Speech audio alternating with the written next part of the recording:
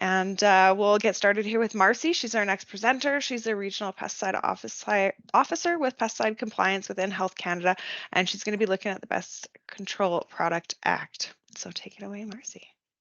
Yeah, so I just want to thank you, Jamie, for having me and everyone for attending. I know these meetings, pardon me, can be long and really hard to listen to. So I was actually asked to present this presentation to a group of agronomists in Manitoba. Pardon me, sorry, everybody. And my topic is pesticide regulation. So I know it's dry, I know it's boring, and I was asked to try and spice it up. So this is my version of spicing it up. I hope you can tap your toe and kind of slap your knee as we go along. So here we go. I grew up on a small farm in Manitoba, always listening to country music, and we had radios playing in the barns for the animals, and I turned into whatever channels I could on the farm, trucks, and tractors. For my presentation today, I thought we could take a closer look at one song in particular, and hopefully some or most of you recognize it. Johnny Cash wrote and recorded I Walk the Line in 1956. Cash was newly married at the time and referred to this song as a pledge of devotion to his wife while on the road. The lyrics discuss being accountable and remaining faithful. There's a lot of crossover between this song and the work you do every day as agronomists. So good afternoon, everyone. My name is Marcie Schultz. Like Jamie said, I'm a Regional Pesticide Officer with Health Canada, and I'm based in Manitoba, and I've been here for almost 15 years now. In my role, I see how important the work you do as agronomists is to your customers and clients. The internet has a lot of information, but it can be overwhelming and contradicting, and growers and producers are looking to you to have the most accurate and up-to-date information regarding their farming practices and pesticides they use. So for my presentation today, I'm going to be focusing on pesticides, knowing that this is only a tiny portion of the work you do and the information that you need to have when working with your clients. Note that when I reference the term product or pesticide, I'm talking about insecticides, fungicides, or herbicides, or any other pesticide that control or mitigate a pest. So a few of the lyrics I want to focus on today are, I keep my eyes wide open all the time. I keep the ends out for the tie that binds. I find it very, very easy to be true. I keep you on my mind both day and night. And for you, I know I'd even try to turn the tide. And during my presentation today, I can't see you guys, so if there's a question, please take yourself off mute if you can, and just let's have a conversation. I find it best that when we talk, it's easier to talk about it when we're looking at the subject. So please feel free to jump in at any time.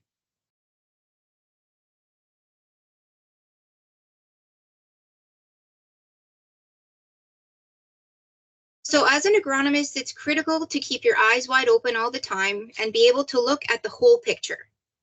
This could include the history, the current situation and the future of the field or the operation you're working with.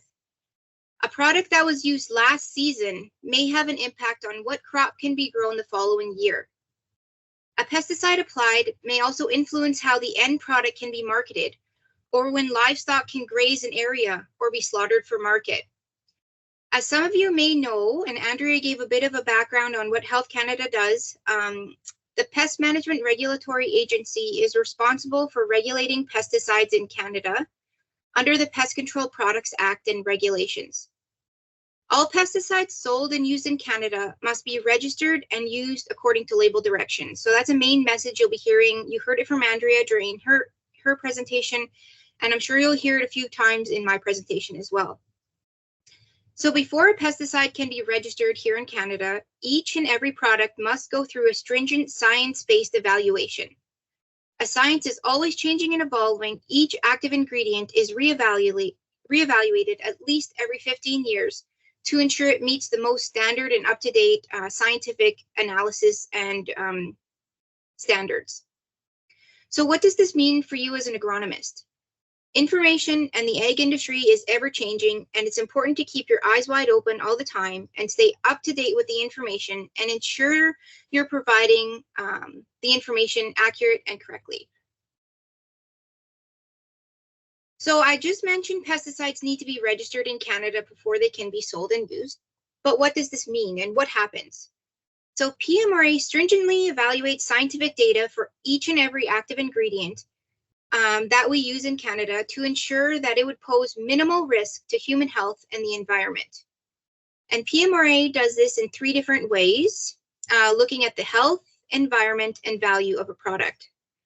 PMRA reviews data submitted by the registrant or the company who wants to register the product in Canada, and will also look at national and global data to assess the risk of a product.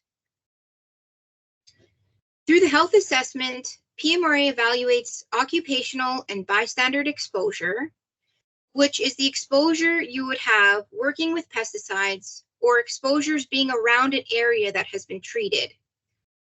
Dietary exposure is what we're exposed to in the foods we eat. So that was, Andrea gave a lot of details on information on the MRLs and what PMRA looks for when they're determining what the MRL is. And so we use that information when we're assessing if a product can be registered in Canada or not. So another thing PMRA also looks at is the acute effects on the applicator who would be exposed from a single high dose of a pesticide. So this would be the effects to oral, dermal, inhalation, eye, and skin irritations. So if you had exposure to your eye, what effect would that have short term? And then they are also looking at any allergic reactions that may happen from that acute exposure. Short-term effects are a little different than acute, as they look at effects from a period from about 2 weeks to 3 months of being exposed to that pesticide. So is there any shorter term effects that may happen? Is there ongoing skin irritations that could happen? Is there vision problems? They kind of take a look at the whole effects on the acute and how that affects it in a shorter period of time. So we also look at longer periods of time as well, or PMRA also looks at longer periods of time as well. And these are studies that are looking at birth and reproductive effects over 2 generations. So if I was exposed to a pesticide, what would happen to my children and my children's children? Is there any effect that PMRA sees on those generations from that exposure? And then we're also looking at lifetime exposure. So is there any long-term effects, cancer, any diseases that may have happened because of that exposure to a pesticide? And it also looks at the long-term exposure, meaning if you're using the product over your lifetime, what effect will that product have as well? So the first section was human assessment. The second assessment is environmental. So there's 2 main areas that the PMRA looks at: environmental toxicology, and then the second is environmental chemistry and fate. So what effect does the product being applied have on aquatic, terrestrial, wildlife, and other organisms in the environment? How does that product break down in the environment, and what happens over the lifespan of different organisms within that environment? In this area, they also assess drift and how drift moves in an environment and how it could impact, and also they can set buffer zones and things like that to ensure that we are protecting against waterways and terrestrial habitats. I know we had a presentation earlier today talking about the water and how pesticides move through water. So this would be something that PMRA would look at when conducting these assessments. So Canada is a bit unique compared to the US EPA. Canada requires a value assessment to happen with all pesticides that are registered in our country. The US EPA does not require any value assessments for their pesticides, which is why sometimes we'll see pesticides come onto the market a bit earlier in the States compared to in Canada, is because they don't have this final piece.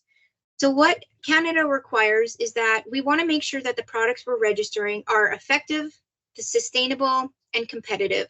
So we want to make sure that the products are actually doing what they say they do. They hold value to our market, and they're able to be where we want to make sure that there's not a product being registered that is like a snake oil. So it's not saying that it can do wonders when it actually is ineffective. So we want to make sure that the products are actually doing what they're supposed to be doing. So we're going into question number 1.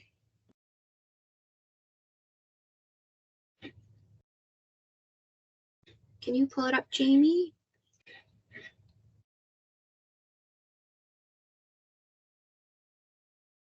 So has anybody been involved with any pesticide trials to collect data for pesticide application? So PMRA does administer research authorizations, and they work with growers across the country to conduct research and do trials and gather information. So it looks like there are some of you, so that's great. So some of you may be familiar with the research authorization and the process there. So, okay, let's move along. So when a pesticide is registered in Canada, it'll get a label. So I kind of like this label because it has my last name on it. I'm not partial to it. I just picked it. So when a label or product is registered, it will get a name. You'll see it'll get a classification. So we have domestic products, commercial products, which are primarily the agriculture products. And then we have a restricted class product. Usually you need a license to apply that. It could be something like egg storage fumigation product. Those will likely be restricted class. One thing that you will also see on the label is that every product will have a registration number. So I hope you can see my arrow pointer here. But every product will have its own unique identifier. So this is something, as an applicator, it's really important to keep track of what product your growers or yourself are using, because if there's ever an incident or follow-up that needs to happen, we need to know what product was used. And it's all good and fine to say I used Roundup, but there's a number of Roundup products. So we need specifically this number to go back to that label to see if there's any restrictions, requirements, or how that product needed to be applied.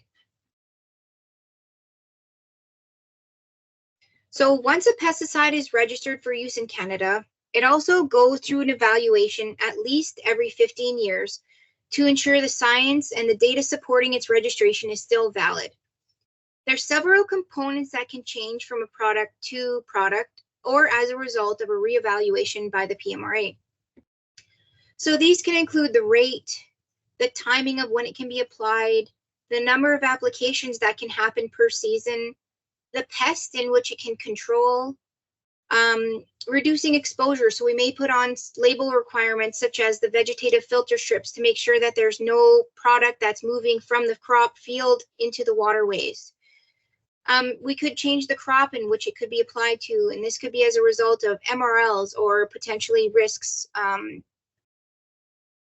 Tank mixes. So I'm going to be talking shortly about tank mixes and the changes in our tank mix policy.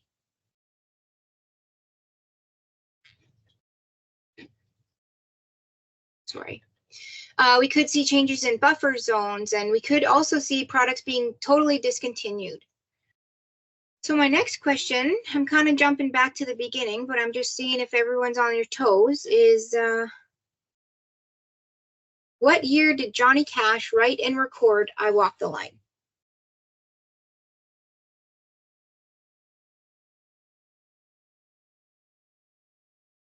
Oh, great. So I can see most of us say 1956, so that is correct. Glad to see everyone's, or some people are paying attention and listening. So we're going to move on.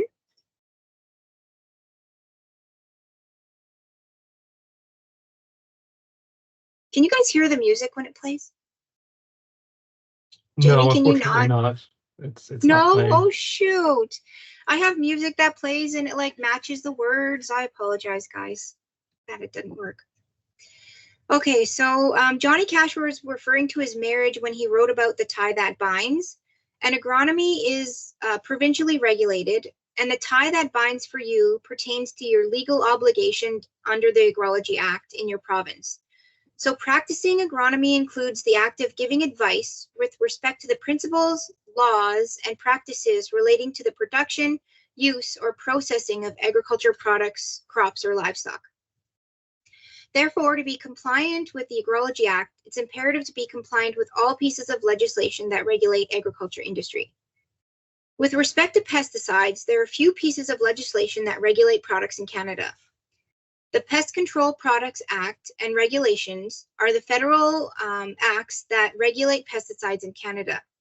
And the primary objective of the Pest Control Products Act is to prevent unacceptable risks to human health and the environment from the use of pesticides. So each province has their own legislation that governs pesticides, which would include the sale, storage, as well as licensing. And in Alberta, this act is the Environmental Protection and Enhancement Act, which is regulated by Alberta Environment and Protection Areas. In my role as a Regional Pesticide Officer, I'm responsible for promoting, monitoring, and enforcing compliance with the Federal Pest Control Products Act and its regulations. So this is done in a couple of different ways. We have inspection programs that focus on identifying risks or changes to products and then verify compliance with users or with the industry on those products, specific products. We also respond to complaints, which could include such things as the misuse of a pesticide or a spray drift that could potentially pose harm to human health or the environment. And then in a third way, we also do information and education sessions like this, where we talk to industries and users and grower groups to ensure that they are aware of their requirements under the Pest Control Products Act. So as an agronomist, it's important to pay special attention to Section 6.7 of the Pest Control Products Act, which states, "No person shall advertise a pest control product in a way that is false, misleading, or likely to create an erroneous impression regarding its character, value, quantity, composition, safety, or registration." So, in other words, providing advice or advertising the use of a product in a way that is inconsistent with the label would be a violation of the Pest Control Products Act. So an example of this would be recommending the use of, let's say, Decis 100 EC to control flea beetles on soybeans. So the product is registered for a variety of crops and insects, including flea beetles, but it's not registered for use on soybeans. So if an agronomist was recommending this use, that would be contrary to label directions, and enforcement action could be taken with yourself under Section 6.7 or potentially with the applicator under Section 6.5, which is where we'll be going next. So if a client used a pest control product according to a recommendation that was contrary to label directions, like I said, they would be in violation of Section 6.5B, actually, of the Pest Control Products Act, which states no person shall handle, store, transport, use, or dispose of a pest control product in a way that is inconsistent with the directions on the label. So this is why when we say you need to follow the label, it's because the label is the law. The legislation aims to protect human health and the environment by regulating the use of pest control products, again, making the label the law. So we have a toolbox of enforcement tools that we can use as officers, which include warning letters. So they're a letter that would be issued to a non-compliant user. We have compliance orders that would make an order to come back into compliance. We have also administrative monetary penalties that could be up to $10,000 per violation. So if there's multiple violations, they can be compounded. So it's really important to promote products according to label directions and ensure that users are trying their best to use products according to the label. The use of the tool depends on the intent, the harm, and the history of the candidate from that violation.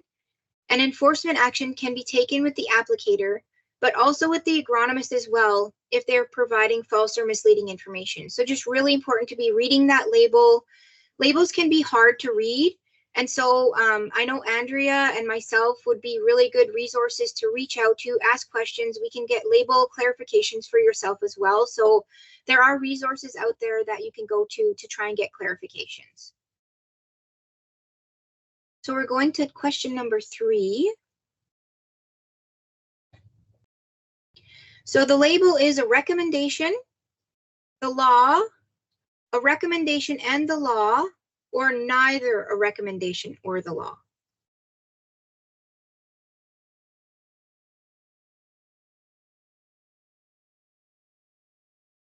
Okay, so I'll wait just a second here.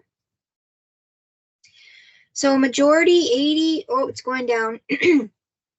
78% indicates that the label is the law, and that is the correct answer.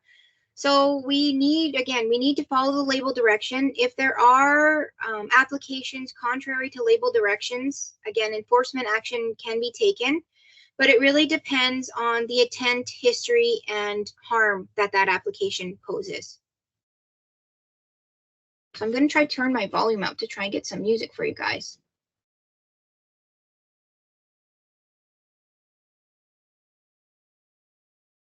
Okay. So as Cash mentions, it can be very, very easy to be true, but we all know there can be days that are harder than others when trying to stay true to the commitments we've made in all parts of our lives. As an agronomist, there's a way to incorporate best management practices to prevent the use of a pesticide contrary to label directions. So this could be reading labels or reeval documents of active ingredients for pesticides used or will be using in your use seasons. Be aware of any changes that could be coming that affect the products you're using. It could also be reviewing new policies that may affect you, like the new tank mix policy that PMRA will have in effect for December 2024, so this December. And there's always someone to ask for questions, including other agronomists, company reps, or regulatory bodies, including myself and Andrea. We want to provide producers and pesticide users with the most accurate information and recommendations as possible to prevent them from using a pesticide contrary to label directions and in violation to the Pest Control Products Act.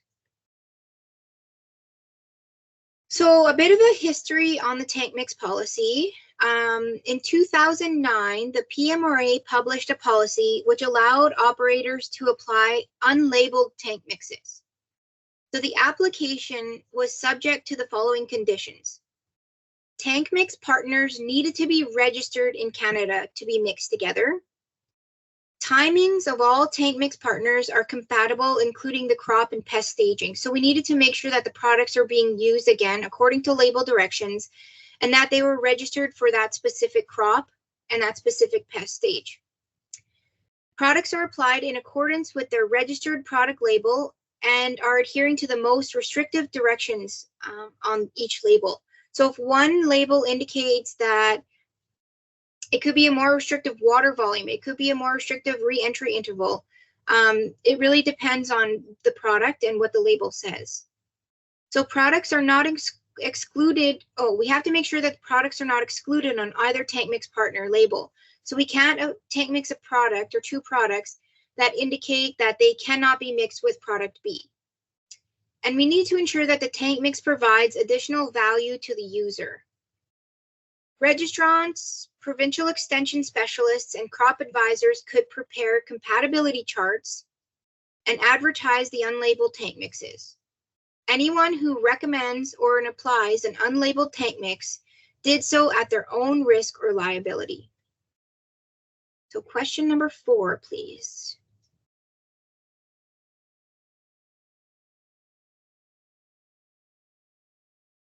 What products are included in the tank mix policy? So when I speak of the tank mix policy, am I referring to pesticides only, pesticides and fertilizers, pesticides and spray drift reduction products, or all of the above? So when I talk about the tank mix policy, pesticides only, pesticides, fertilizers, pesticides, spray drift products, or all? So I'm just pulling my answer up here. Okay, so I'm seeing majority of the audience it has selected all of the above. So the Pest Management Regulatory Agency's tank mix policy is referring to pesticides only. So when I'm talking tank mixing, we're only talking about pesticides. So I know that it's common practice to apply fertilizers or spray drift reduction products in your tank as well. So when I talk tank mixing, that's not what I'm talking about. It's only the pesticides. I was sure that there might be some confusion, so I'm glad I asked that question now. Okay, so to provide some regulatory framework of the tank mix policy, we need to go back to section 6.5b of the Pest Control Products Act, which states, no person shall use a pest control product in a way that is inconsistent with the directions on the label. So in 2009, the PMRA allowed unlabeled tank mixing, but due to section 6.5b, the law states that we must follow label directions. So if the PMRA is allowing unlabeled tank mixing, it's a contradiction of section 6.5b.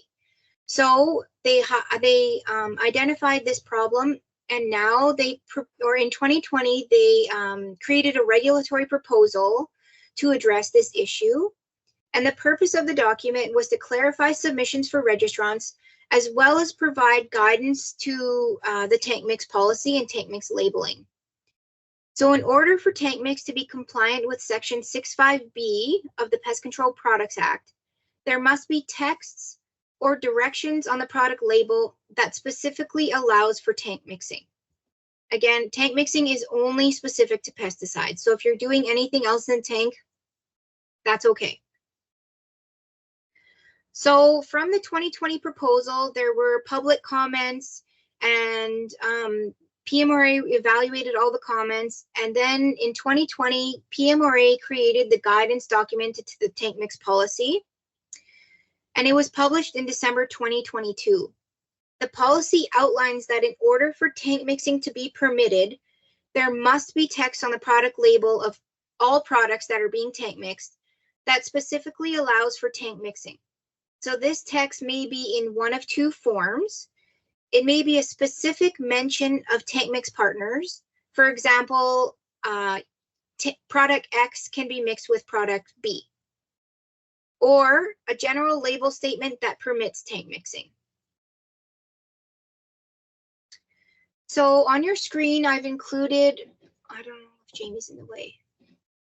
Move you out of the way. Okay, so I've included the general tank mix label statement in my presentation, and this can be found in the regulatory proposal from 2012 that the PMRA published. So if you want to find this, you can Google PMRA Tank Mix Policy 2022, and you'll be able to find the document.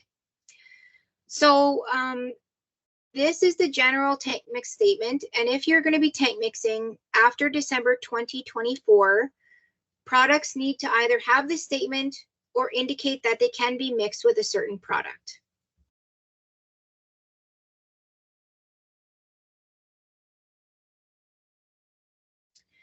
So this is the table from the tank mix policy, and it kind of outlines what the label will have to say in order for a product to be tank mixed.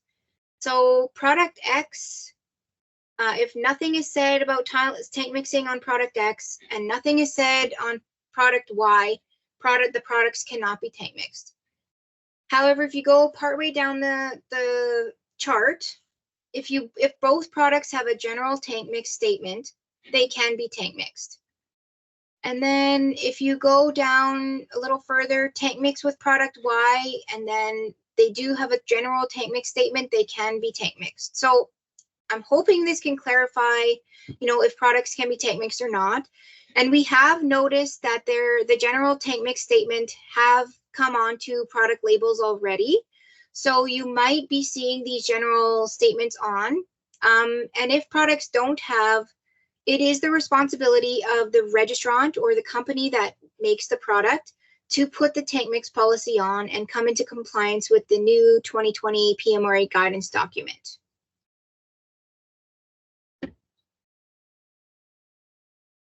Okay, so implementation. is again December 20th, 2024. So this won't be in effect for this use season, but keep it in mind for next use season.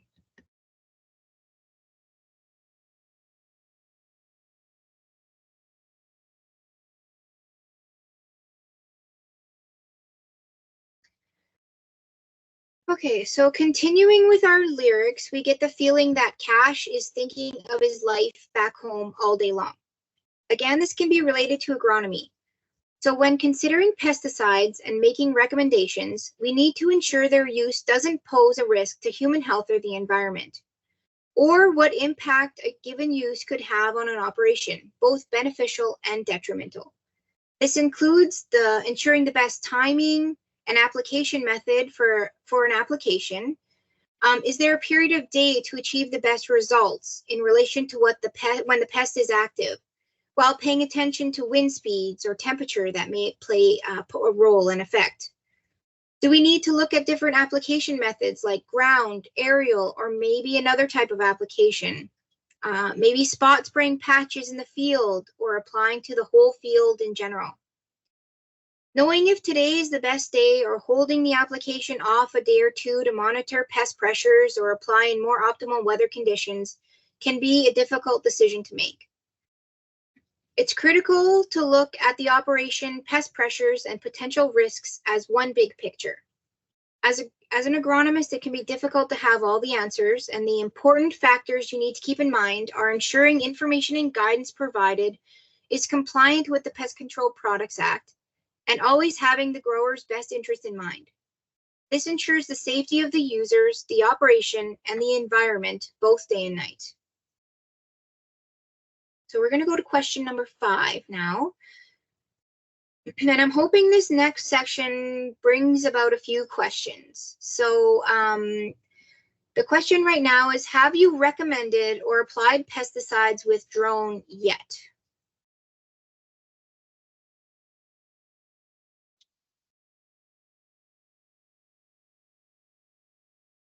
Okay.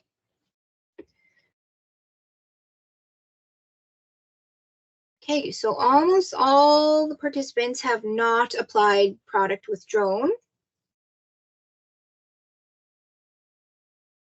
Okay, we're going to go to the next slide. Question number 6.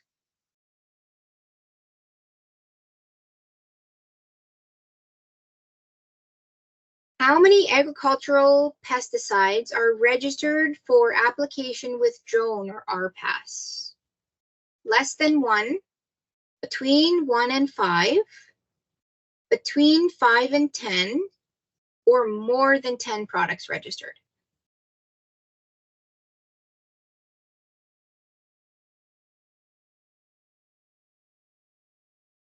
Okay, so I'm going to give you guys just a minute.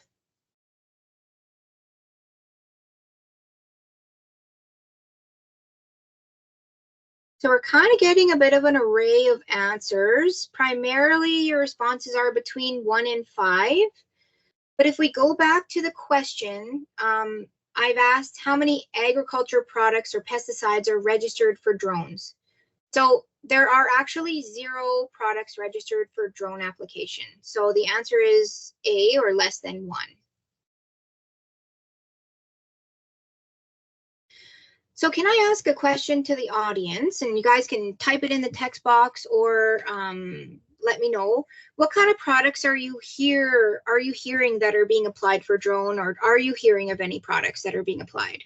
Or even categories like herbicides, insecticides, or fungicides?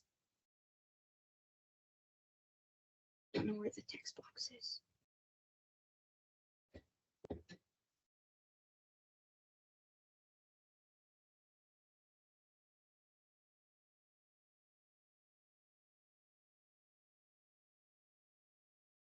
Okay, so I'm getting a few responses on the chat, which I really appreciate.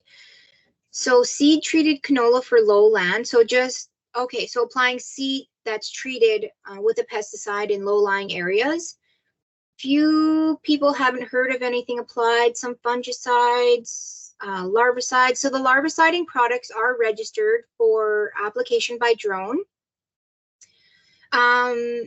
but that's just not an ag use. It would be, I know the city of Winnipeg has been applying larviciding products and kind of in the low water areas that they can't really access very easily.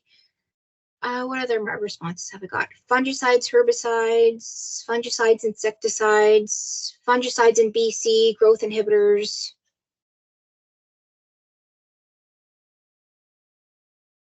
Drone salesmen telling producers there's lots of products.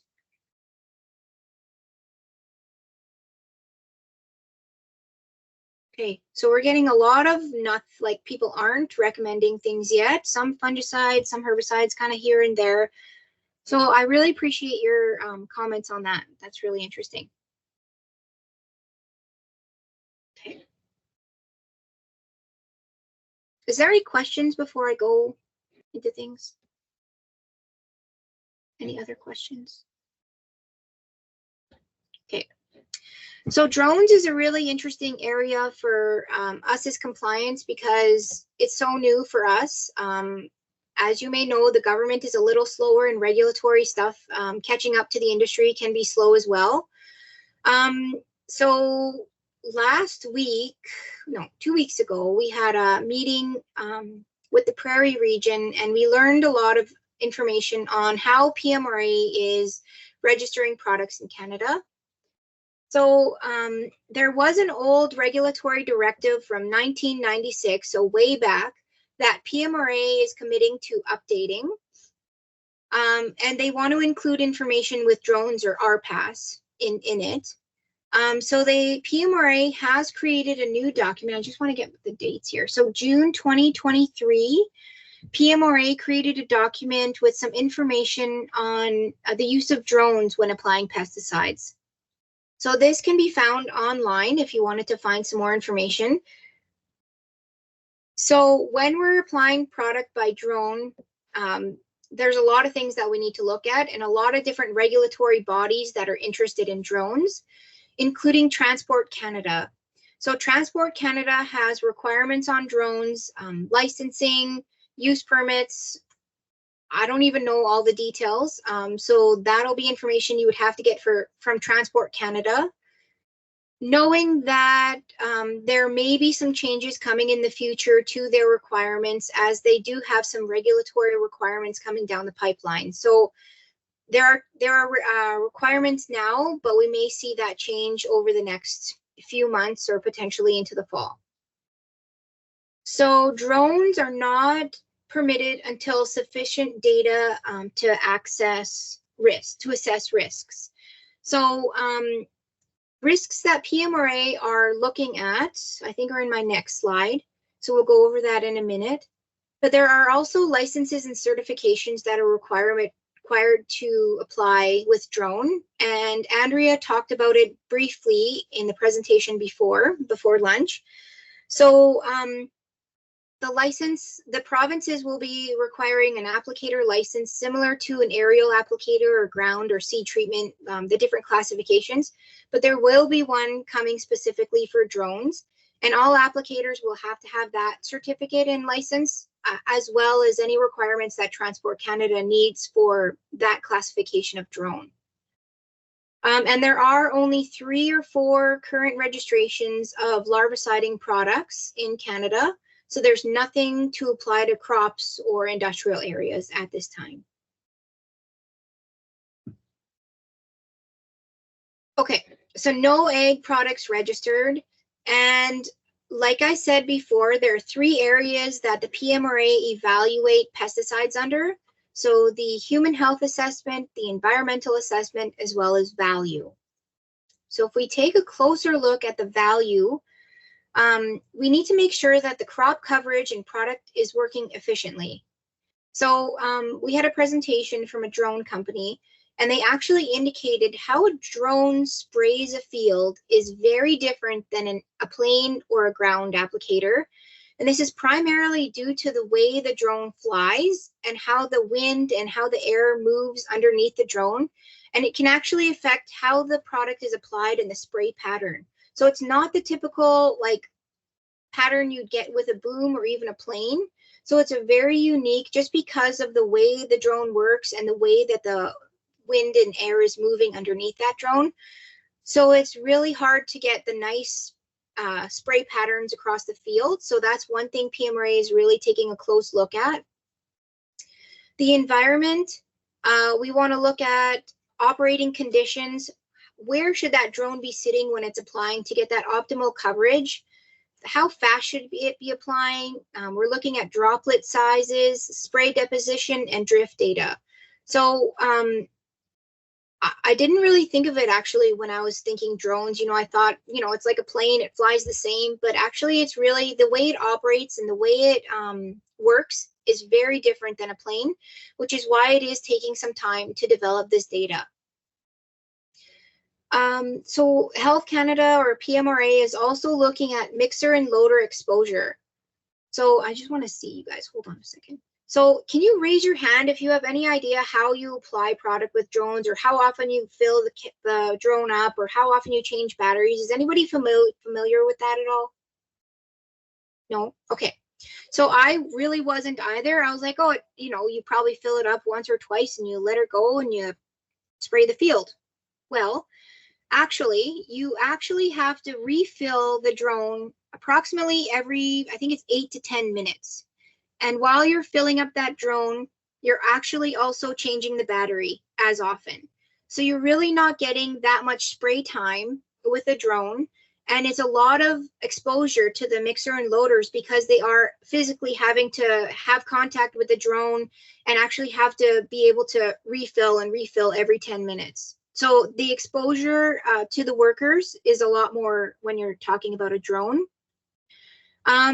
They're also looking at information on the exposure to the pilot and the applicator exposure. So is there potential exposure while that pilot is driving that plane or the drone, any drift or any kind of other exposure? Also bystander exposure, because the spray pattern is a bit different. Is there potential for any bystander exposure? Pardon me, my tongue is getting tied. And then again, like Andrea was talking about, PMRA is also looking at crop residues and MRLs. Like, is there any difference from the application of a drone to a ground applicator or a plane? So because the size of a drone is a lot smaller than an airplane, water volumes are probably going to be a lot less than in a plane. So is there any change to how that plays onto crop residues, MRLs? Would it have an effect to the exposure that the users and mixers and loaders may have? So a lot of data needs to go in to assess that, and that's why we're seeing sort of this wait time. Companies are trying to collect the data. It's just going to take time. So any questions on drones before I move on? Because we're going to be, check the chat box. Nothing yet. Okay. Okay. There is one question in the chat though about some labels state take a shower immediately at the end of day or completion of spraying. Please define immediately. Please define immediately. So this would have to do with an assessment of like the human health assessment. So if a label says that you should take a so there's two different things. So if a label says you must take a shower immediately after handling or dealing with this product, that's a requirement you should be following, because this statement was put onto the label to address any risk that's associated with that active ingredient or that product. So maybe it's because you may have residue on your skin. After amount of time, that residue may absorb into your body and may cause effect. So the PMRA put this label statement on the label to make sure that you're washing that residue off of your body to ensure that you're protecting your health going forward. Andrea, do you have any other information on that one? I don't know if she's still online. I'm still here. No, you answered it really well. Okay. I hope that answers it. Carrier rate should change, but amount of AI going down should not be different than an aerial or ground rig app if done appropriately. And that I'm not going to comment on. I'm not sure because the studies, I don't know what the studies look like. So another question we have is how many more years before we have ag approved products in healthy numbers for drones? That I don't know. So it's going to depend on the data that the companies provide the Pest Management Regulatory Agency. And then that once the PMRA gets that data, they have to review it.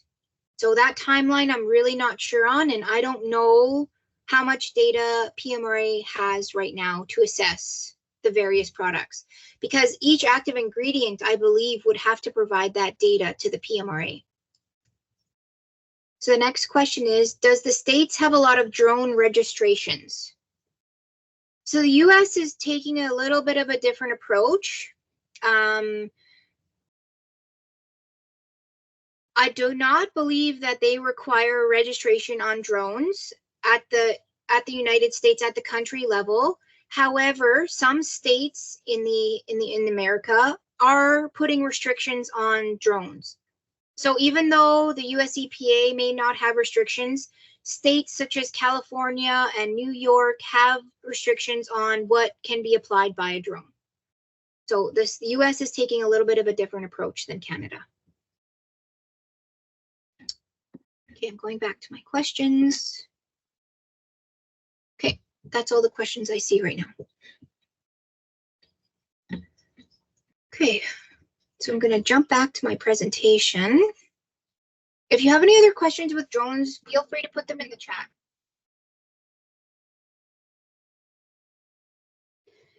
So as professional agronomists, it's important to be stewards for the industry and identify any concerns with pesticides you've observed to try and turn the tide. So this may include products being misused or identify effects on the environment, including resistance or adverse effects after the application of a product. The PMRA of Health Canada has an incident reporting program in which they collect data on incidents in the following categories: effects to human health, such as skin rash, headache, or nausea; effects to domestic animal, like a pet or farm animal, such as vomiting, bleeding, or itching skin; effects to the environment, such as dead fish or birds or yellowed leaves; problems with pesticide containers, such as leaking or defective containers. So incidents can be reported through the PMRA website. And again, you can just Google PMRA incidents and it should pop up as one of the first hits in Google. So question, have you ever noticed, or have you ever maybe conducted insect control with an egg product to control mosquitoes or ticks, like around your farmyard or in a public area, anything like that? So that's a common use we see in Manitoba, is that applicators have an insecticide or farmers will have a product. They're like, the mosquitoes are crazy here in Manitoba this year, and they'll just spray their yard. So we just want to make sure that you're aware that these applications have a potential to pose harm to human health and the environment because they're not registered for that use. It's an agriculture product, and it hasn't gone under the assessment to ensure that there's no risks associated with children or pregnant women or the environment from that specific application. So we just want to make sure that you're, again, using pesticides according to label direction. And any to reduce human risk to human health, including sensitive populations in the environment, again, it's essential to use the correct product for a correct use and according to label directions. So any questions that you have regarding registration, regarding a product, regarding, drones even, this is our Health Canada's Pest Management Regulatory InfoServe contact information. They're usually really great to respond within 28 to 48 hours after you've sent them an email or given them a call. The person manning the line is very great and very helpful. So if there's any questions, I please encourage you to contact them with anything that you may have. So in review, reminding you again to use pesticides according to label directions. It's important to stay current with the label and policy changes that are happening, and be industry stewards, and remember to walk the line as an agronomist. So I'd like to thank Jamie and the Farming Smarter Committee for asking me to be a part of the program today. I really am honored and appreciate it because I am from Manitoba, and to be asked to present in Alberta is really appreciated, and I don't underestimate that. And I'd like to thank all the attendees today because I know how hard it is to sit and watch your computer all day. So I really appreciate your attendance and your participation. So if there's any other questions, I can address those now. Yeah, so there is one in the chat. Vivian's asking, since there's different types of drones, the multicopters, helicopters, or fixed wing drones, will PMRA specifically specify that type of drone on their label? That I don't believe so. They have a classification of like a RPAS. I forget what the RPAS stands for, Andrea. I'm going to rely on you again. It's remote piloted aircraft. Yes. Yeah. Thank you, Jason. Yeah. So there is a category. So I do not believe that there will be a differential or a distinguishing factor on a drone classification. Like it'll just be an RPAS. I'm not the expert. I'm going to share the information I know. Okay, great. Thank you so much, everybody. Thank you, Marcie. I think there's still more questions perhaps coming in. So okay. How is PMRA approaching new label creation for spot spray tech like See and Spray, Weed It, etc.? New label creation for spot spray. So, I'm not familiar if PMRA has a new label creation for these type of applications. PMRA sets a requirement for amount of product that can be applied per acre or per hectare. And if you're only treating small areas, the total amount still has to relate to the rate that can be used. So I don't think there are labels that are going to be specific to spot spray areas or things like that.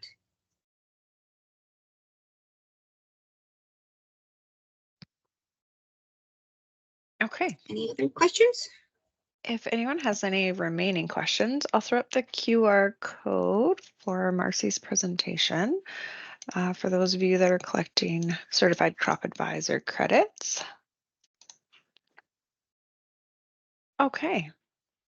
I guess I will wrap it up and say thank you very much for your time, Marcie. Really appreciate it. And look forward to having you join us for another presentation at some point soon.